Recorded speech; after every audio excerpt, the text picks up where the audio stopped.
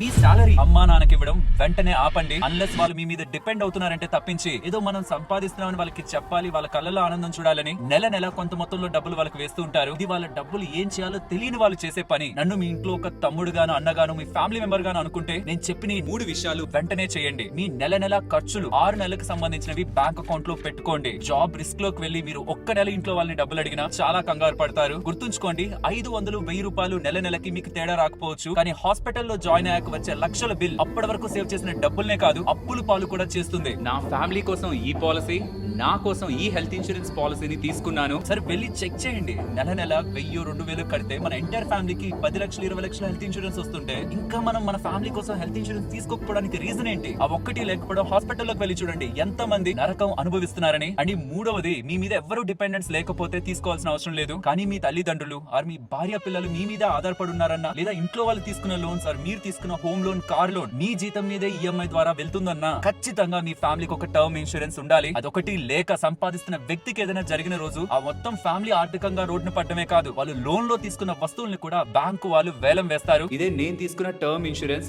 రాసిస్తాను. ఇంత తక్కువ డబ్బులు మనం కడుతూ తీసుకున్న వ్యక్తికి ఏం జరిగినా ఫ్యామిలీకి కోట్లలో డబ్బులు ఏ టాక్స్ లేకుండా ఇచ్చేది ఈ టర్మ్ ఇన్సూరెన్స్ ఒక్కటే. కాబట్టి మీరు తీసుకునే ఒక్క health insurance and term insurance మీ ఫ్యామిలీకి శ్రీరామ రక్ష. గవర్నమెంట్ జీఎస్టీ రేట్ ని 18% నుంచి 0 చేసేసింది. కంపెనీలు కూడా పాలసీదారులని బానే తగ్గించాయి, కానీ చూస్తుండండి కొద్ది నెలల్లోనే పాలసీ రేట్లను పెంచేస్తారు. ఇప్పటికీ మీరు ఒక హెల్త్ అండ్ టర్మ్ ఇన్సూరెన్స్ తీసుకోకపోతుంటే ఛానల్ లోగో పక్కన పేరుందా, క్లిక్ చేసి ఇక్కడున్న ఈ లింక్స్ లో ఈ first link term insurance link, second ది హెల్త్ ఇన్సూరెన్స్ ది. ఇందులో నేను తీసుకున్న పాలసీతో పాటు మీ ఫ్యామిలీకి సరిపడే best health insurance and term insurance ని జస్ట్ మీ డీటెయిల్స్ ని ఫిల్ చేసి ఆన్లైన్ లో డిస్కౌంట్ లో తీసుకోవచ్చు. గుర్తుంచుకోండి, ఇప్పుడు ప్రెసెంట్ 18% జీఎస్టీ కూడా లేకపోవడం వల్ల ప్రీమియంలు అయితే తగ్గాయి. త్వరలో పెరిగే అవకాశం కూడా ఉంది. నిర్లక్ష్యం చేయొద్దు, వెంటనే చెక్ చేయండి.